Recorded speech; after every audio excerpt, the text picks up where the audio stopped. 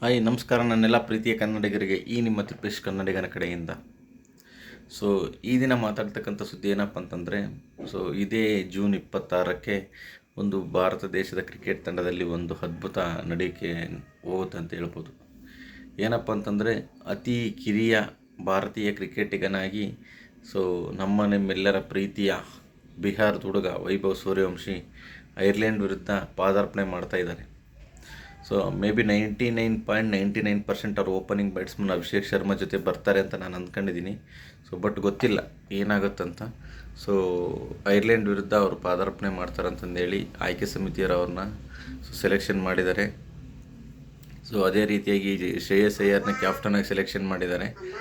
Suryakumar ಯಾದವ್ರನ್ನ kick out ಮಾಡಿ ಅವ್ರನ್ನ selection ಮಾಡಿ ಒಂದು ಟೀಮ್ನ ಸೆಲೆಕ್ಟ್ ಮಾಡಿ ಒಂದು ಅದ್ಭುತವಾದ ತಂಡನ ಕಟ್ಟಿ ಸಂಯೋಜಿತವಾಗಿ ಐರ್ಲೆಂಡ್ ಪ್ರವಾಸ ಕಳಿಸ್ಕೊಡ್ತಾ ಇದ್ದಾರೆ.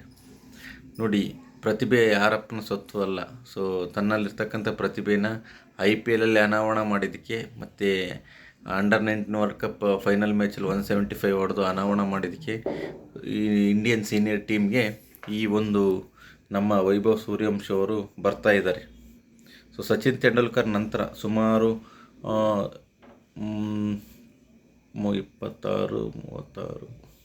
39 ವರ್ಷಗಳ ನಂತರ ಭಾರತ ದೇಶದಲ್ಲಿ ಸೊ ಅತಿ ಕಿರಿಯ ಕ್ರಿಕೆಟಿಗನಾಗಿ ಸಚಿನ್ ತೆಂಡೂಲ್ಕರ್ ನಂತರ ಸೊ ವೈಭವ್ ಸೂರ್ಯವಂಶಿ ಪಾದಾರ್ಪಣೆ ಮಾಡ್ತಾಯಿದ್ದಾರೆ.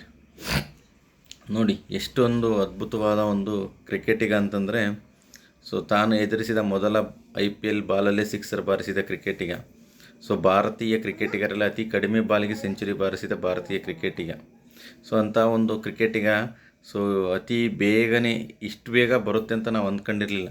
ಸೊ ಅವ್ರು ಸೆಲೆಕ್ಷನ್ ಆಗ್ತಾರೆ, ಬಟ್ ಇಷ್ಟು ಬೇಗ ಸೆಲೆಕ್ಷನ್ ಆಗ್ತಾರೆ ಅಂತ ಅಂದ್ಕೊಂಡಿರಲಿಲ್ಲ.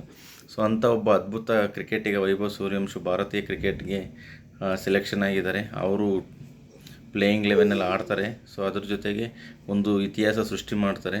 ಸೊ ಪ್ರತಿಯೊಬ್ಬ ಸೀನಿಯರ್ ಕ್ರಿಕೆಟ್ ವಿಶ್ಲೇಷಕರು, ಸೊ ಭಾರತ ಆಗಿರ್ಬೋದು, ಫಾರಿನ್ ಪ್ಲೇಯರ್ ಆಗಿರ್ಬೋದು, ಪ್ರತಿಯೊಬ್ಬರು ಸೀನಿಯರ್ಸು ವೈಭವ್ ಸೂರ್ಯವಂಶಿ ಬಗ್ಗೆ ತುಂಬ ಪಾಸಿಟಿವೇ ಇದ್ದಾರೆ.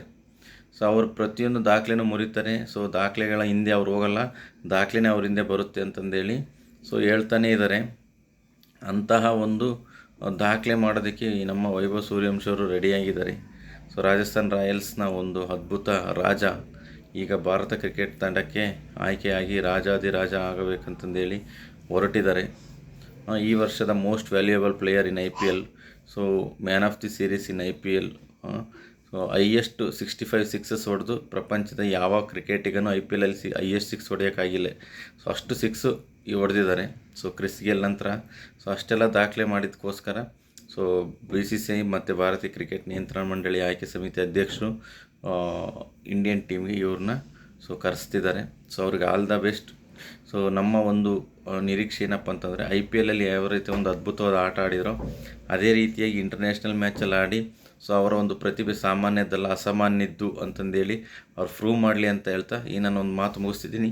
ಜೈ ಹಿಂದ್, ಜೈ ಕರ್ನಾಟಕ ಮಾತೆ.